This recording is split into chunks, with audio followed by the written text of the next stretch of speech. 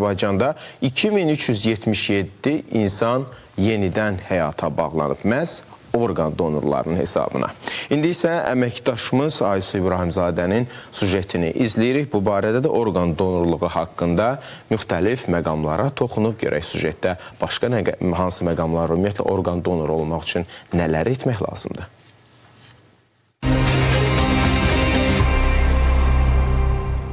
Orqan köçürülməsi sadəcə əməliyyat deyil, ağır xəstəliklə mübarizə aparan insanlar üçün yaşamaq ümidini geri qazanmaq imkanıdır. Amma bu prosesin əsasında çox vacib bir seçim dayanır. Donor olmaq qərarı. İnsan dünyadan köçdükdən sonra belə öz orqanları ilə bir neçə şəxsin həyatını xilas edə bilər. Bugün ölkəmizdə orqanlarını bağışlamaq üçün qeydiyyatdan keçən 1200-ə yaxın könüllü donor var. Qeydiyyatdan hələ keçməmiş, lakin donor olmaq istəyənlər də az deyil. Elə vətəndaşlar arasında keçirdiyimiz sorğu onu göstərir ki, əhalinin böyük hissəsi donorluğa müsbət yanaşır. Mən könüllü olaraq razı olaram ki, mən vəfat etdikdən sonra kimlərinsə yaşaması üçün səbəb olum. Buna açıq razıyam, könüllü olaraq. Ölüb gediriksə bizdən sağlam qalan orqanlarımızdan onsuz da çürüyəcək də bu orqanlar. Çürməkdənsə kiməsə həyat qatsa, kiməsə təzədən həyat bəxş etsə, təbii ki, yaxşı bir şeydir. Orqan bağışlamaq bir insanın ikinci şansı ola bilər. Biz bir insanın həyatını xilas edə bilərik. Gözləmə siyahısında mindən çox xəstə, o cümlədən uşaqlar var. Səhiyyə Nazirliyi Orqan Donorluğu və Transplantasiya üzrə Koordinasiya Mərkəzinin İdarə Heyətinin sədri Yeganə Abbasova belə deyir. Onun sözlərinə görə bugün böyrək və qaraciyər çatışmazlığından əziyyət çəkən yüzlərlə insan var. Kömək gözləyən insanların sayı daha çoxdur. Hazırda ölkədə 5000-ə yaxın dializ xəstəsi var və onların 90%-nə orqan transplantasiya lazımdır. Dializdə olan xəstələrin ortalama yaşama müddəti 10 ildir.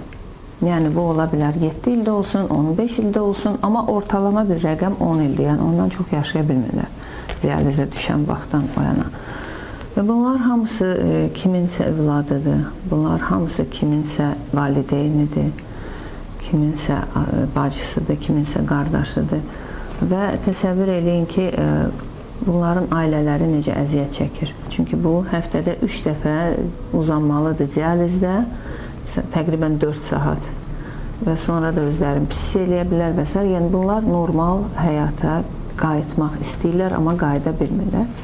Və bunların yeganə çıxış yolu böyrək transplantasiyasıdır.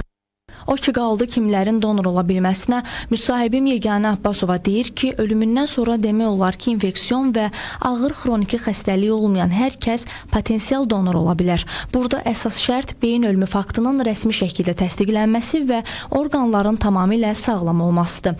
Canlı donorlara gəlincə, onlar bizə müraciət edən kimi biz onların sənədlərini hazırlayıb əvvəl müayinəyə göndəririk. Çünki mütləq hər iki şəxs müayinə olunmalıdır. Mütləq donor müayinə olunmalıdır və həkim komissiyasının qərarı olmalıdır ki, bu donordan orqanı götürmək olar, yoxsa yox, onun səhhətinə xələl gətirmədən. Eyni zamanda resipiyent üçün, alıcı üçün həkim komissiyasının qərarı olur ki, bəli, buna bu dəqiqə transplantasiya lazımdır. Bütün müayinələr olandan sonra, hər ikisinə icazə veriləndən sonra bütün sənədlər bizə gəlir xəstəxanadan və biz əməliyyatın olmasına icazə veririk və əməliyyatdan sonra bütün xəstələr təqib olunur bizim mərkəz tərəfindən. 2025-ci ilin oktyabr ayına qədər Azərbaycanda 2377 insan yenidən həyata bağlanıb. Qurum yaranandan 2026-cı ilin yanvarına qədər uğurlu əməliyyatların sayı 800-ü keçib. Donor olmaq istəyənlər Nazirlər Kabinetinin təsdiqlədiyi formanı dolduraraq öz qərarını rəsmiləşdirə bilirlər. Bu proses MyGov portalı vasitəsilə onlayn şəkildə həyata keçirilir.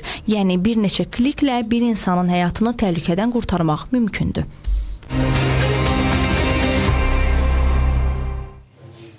Bəli, sujetdə bir sıra məqamlara aydınlıq gətirildi. Ümumiyyətlə, donor olmaq üçün nə etmək lazımdır?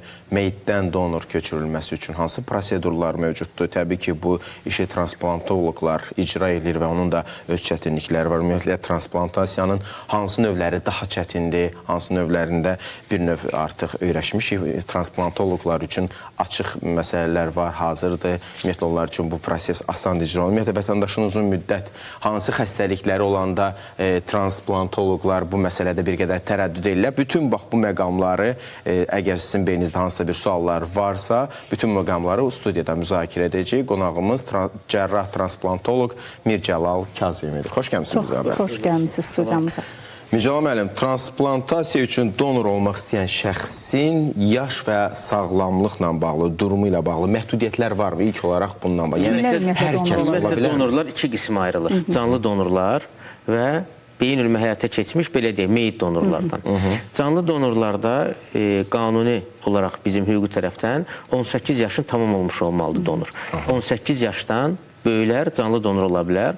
Bu da təbii ki, alınacaq olan, yəni bağışladığı orqanın asılı olaraq, məsələn, əgər qaraciyər donorudursa 55 yaşa qədər, böyrək donorudursa 70 yaşa qədər icazə verilir ki, əgər tibbi olaraq sağlamsa donor kimi istifadə olunsun. Meyit orqanlarında isə ciddi bir yaş məhdudiyyəti yoxdur. Çünki burada məsələ ondan ibarətdir ki, beyin ölümü həyata keçmiş, yəni meyit orqanına, donordan alınmış orqanlar köçürüləcək olan xəstə ilə nisbətdə götürülür. Adətən də bu insanlar beyin ölümü həyata keçmiş şəxslər, yəni meyitlər adətən yetkinlik yaşına çatmış və onun üzərində olan insanlardır. Ona görə də orada yaş ciddi bir məhdudiyyət tələb etmir. Amma irəli yaş məsələsi var. Nə qədər fərq burada, məsələn, tutalım ki, meyit orqanı 65-70 yaşdan yuxarı olarsa artıq bu marjinal donor deyilir buna. Yəni genişlədilmiş donorlardır. Bu da artıq göstəriş əsasında transplantasiya üçün tabi tutulurlar, bəli. Yəni köçürüləcək orqandan da bilavasitə asılıdır. Bəli, Mircəlal müəllim, elə meyit donordan söz düşmüşkən, ümumiyyətlə, əsasən bu məqamda vəfat etmiş şəxsdən digərinə orqan köçürəndə hansı məqamlar üstün tutulur? Yəni, vəfat edən şəxs öldüyü vaxt burada önəmlidir. Neçə saat sonra götürmək olar? Bir neçə gün öncə öləndə götürülə bilərmi? Ümumiyyətlə, istəyərdik buna da aydınlıq. Ümumiyyətlə, aydınlıq gətirmək vacibdir ki, meyitdən orqanların alınması üçün şəxsin beyin ölümü diaqnozu ixtisaslaşmış tibb müəssisəsinin reanimasiya şöbəsində qoyulmuş olsun. Yəni, hər hansı bir, belə deyək, ölüdən orqan götürülməz. Tutalım ki, bir əfsanələr gəzir, avtomobili qəzası oldu, orqanları götürdülər, qəbirləri açdılar, orqanları götürdülər, morqlardan satdılar və s. və s. Bunlar dünyanın heç bir yerində belə bir tibbi praktika yoxdur. Çünki tibbi olaraq bunun icrası mümkün deyil. Hər bir orqanın özünə məxsus yaşama qabiliyyəti, həyatda qalma qabiliyyəti var, transplantasiya olunduğu müddətə qədər. Xəstə hər hansı bir səbəbdən xəstəxana reanimasiya şöbəsinə yatdığı zaman onda beyin ölümü qeyd olunarsa, bir neçə mütəxəssisin konsiliumu nəticəsində, ayrı-ayrılıqda qoyduğu diaqnozu nəticəsində təsdiqlənir. Beyin ölümü təsdiqləndikdən sonra orqan donorluğu və transplantasiya koordinasiya mərkəzinə müraciət olunur xəstəxana tərəfindən. Bütün hüquqi sənədlər tamamlandıqdan sonra orqanı transplantasiya edəcək olan mərkəzlə koordinator arasında irtibat yaradılır, rabitə yaradılır və daha əvvəldən gözləmə siyahısında növbəli prinsip əsasında, təbii ki, bu təcillik də öz yerində, gözləmə prinsipi əsasında, növbəli əsasında uyğun xəstə dəvət olunur və ona uyğun orqan transplantasiya olunur. Yəni, hadisə belə baş verir ki, beyin ölümü həyata keçmiş olmalıdır ki, orqanlar alınıb meyitdən transplantasiya olunmuş olsun. Yəqin ki, burada həm də yaxınlarından icazə məsələsi də var. Bizim qanunlarımıza görə şəxs sağlığında orqanların bağışlanması üçün bəyanda yox deyibsə, yəni orqanları bağışlamıram deyibsə, onun orqanları alınmaz, götürülməz, yaxınlara icazə vermiş olsa belə. Şəxs sağlığında bəyan etmiş olsa asan imza üzərindən, əgər sağlığında orqanlarının birini və ya hamısını, bir neçəsini bağışlayıbsa, beyin ölümü həyata keçəndən sonra qanuni olaraq yaxınlarına icazə alınmır. O şəxslər ki, hansı ki, bu barədə hər hansı bir bəyanı yoxdur, o zaman xəstənin yaxın ailə üzvlərindən icazə alınma şərti ilə orqanların transplantasiyasinə icazə verilir. Yəni, o icazələr də bu hansı bir pul qarşılığında olur, yoxsa... Bir mənalı xeyr, bu bəxşişdir, bu hədiyyədir. Çünki belə bir miflər də var. Təbii ki, ailələr tərəfindən və yaxud da ki, şəxsin, bizim hər birimizin sağlığımızda bu hədiyyədir, bəxşişdir. Hətta onu da qeyd edeyim ki, meyitdən alınmış orqanların transplantasiya zamanı istər orqanı bağışlamış ailə və yaxud da orqan köçürülmüş ailə arasında hər hansı bir tanışlıq, dostluq və yaxud hər hansı münasibət olunur, gizlidir, konfidensialdır. Hətta belə deyimsə, mən profesional olaraq orqan transplantasiya ilə cərraham, 2008-dən fəaliyyət göstərirəm və meyit orqanlarından transplantasiya elədiyim zaman mən şəxsən belə o ailələri tanımıram. Çünki bu ailələrlə təmas orqan donoru və transplantasiya koordinasiya mərkəzinin koordinatorları tərəfindən təşkil olunur. Qanunda bunu tələb edir. Orqan transplantasiya edən cərrahlar, həkimlər bu işin içində deyil. Şəxsən mən yenə tam səmimi deyirəm ki, mənim o ailələr haqqında heç bir məlumatım yoxdur. Heç onları tanımıram, hardandır, kimdir, niyə olub, niyə bağışlayıb. O barədə mənim də elə məlumatım yoxdur. Bu konfidensialdır, gizlidir. Və onu da qeyd edeyim ki, biz orqanlarımızı bağışladığımız zaman ki, mən fürsətdən istifadə edib insanlarımız orqan bağışlanmasına sövq eləmək istəyirəm, onları dəvət eləmək istəyirəm. Bu da gizlidir, konfidensialdır. Onların orqan bağışlanması haqqında heç kimin məlumatı, heç kimin xəbəri olmur. Çünki bəzən belə bir söhbətlər gəzdir ki, hə, orqanımı bağışlayaram, birdən kimsə mənə sui-qəsd eləyər və yaxud dilib orqanımı alar. Bu da yalandır. Çünki bu gizlidir. Heç kimsənin xəbəri olmur ki, biz orqanlarımızı bağışlamışıq. Mücəlal müəllim, hazırda Azərbaycana əsasən hansı orqanlara ehtiyac var donor kimi? Belə deyim, bütün dünyada olduğu kimi bizim ölkəmizdə də orqan çatışmazlığından əziyyət çəkən xəstələrin sayı durmadan artma istiqamətindədir. Təəssüf ki, bunların donorları tərs mütənasib. Donorlar azdır, xəstələrin sayı isə çoxdur. Bütün orqan çatışmazlığından əziyyət çəkən xəstələr mövcuddur. Amma 2008-ci ildən biz ölkəmizdə ilk dəfə və regionda qaraciyər transplantasiya əməliyyatı ilə başladıq.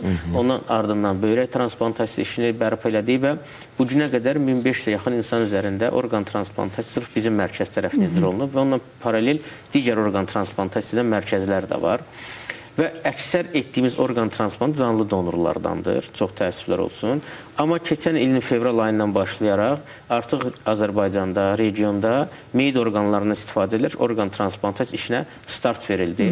Fevral ayının 25-ci ilin fevral ayında ölkəmizdə və regionda ilk dəfə qaraciyər transplantasiya meyid orqandan alınan transplantasiya olundu və bu günə qədər artıq 11 meyiddən alınan qaraciyər transplantasiya, bununla paralel olaraq böyrək transplantasiya, gözün buynuz qışasının transplantasiya və çox qürurlu bir tariximizin bir səhifəsi də keçən il oktyabr ayında uğurlu şəkildə icra olunan meyiddən alınmış ürək transplantasiya oldu ki, artıq bu da regionda ilk oldu, tək ölkəmizdə deyil.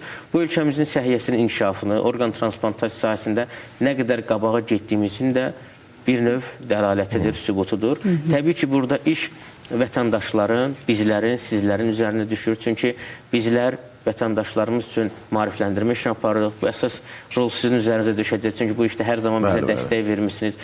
Bu neçənci dəfədir artıq sizin kanal vasitəsindən bu verilişlər hazırlanır.